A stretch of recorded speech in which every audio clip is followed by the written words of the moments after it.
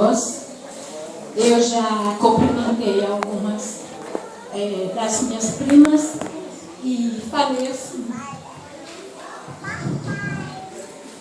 nós nos reunimos em qualquer circunstância. Graças a Deus por isso. Um dia uma amiga minha lá em Vitória da Conquista falou assim: eu admiro muito a família de vocês, porque vocês só não se juntam em velórios.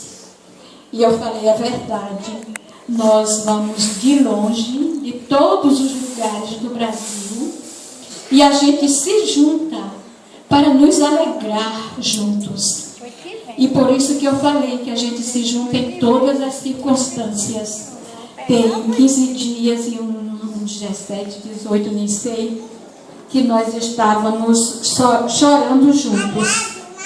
E depois que passou tudo isso, e a gente ficou: vamos para o encontro ou não vamos? Aí eu falei: vamos, porque nós vamos nos juntar a uma família que todos choraram conosco.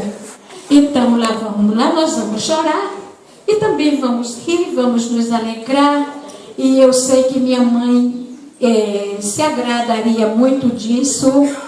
Com certeza ela estaria aqui, mas ela está no nosso coração. E vamos comemorar a vida, a alegria que o Senhor tem nos dado.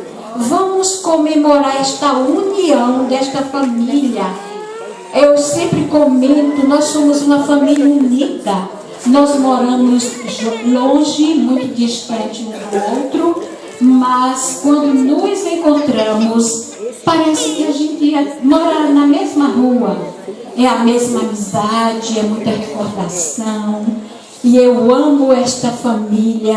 Esta família é tudo. E eu tenho certeza que Deus registra todos esses momentos que nós passamos aqui juntos, porque Ele sempre falou de união, não é? Quão bom e quão suave é. Olha que coisa mais linda. Bom e suave que os irmãos vivam em união. E nós somos todos irmãos de tudo, de sangue, de fé, de tudo. E é muito lindo e maravilhoso. E a gente chora a saudade, mas nós estamos alegres. Vocês não ficam tristes, assim, olhando para nós, achando que a gente está tão tristinha? Não, nós estamos alegres. Porque às vezes eu choro lá em casa e eu falo: oh Deus, me desculpe, nós não estamos, a gente está todo dia, eu e ela, nós não estamos reclamando porque o Senhor levou a nossa mãe. Nós estamos chorando de saudades. E a gente nunca vai esquecer, né? Mas Deus fez a vontade dele e nós somos felizes da maneira que ela foi. Então vamos nos alegrar. Vamos comemorar o nosso encontro dessa família linda, porque isso é coisa rara. Isso é coisa rara.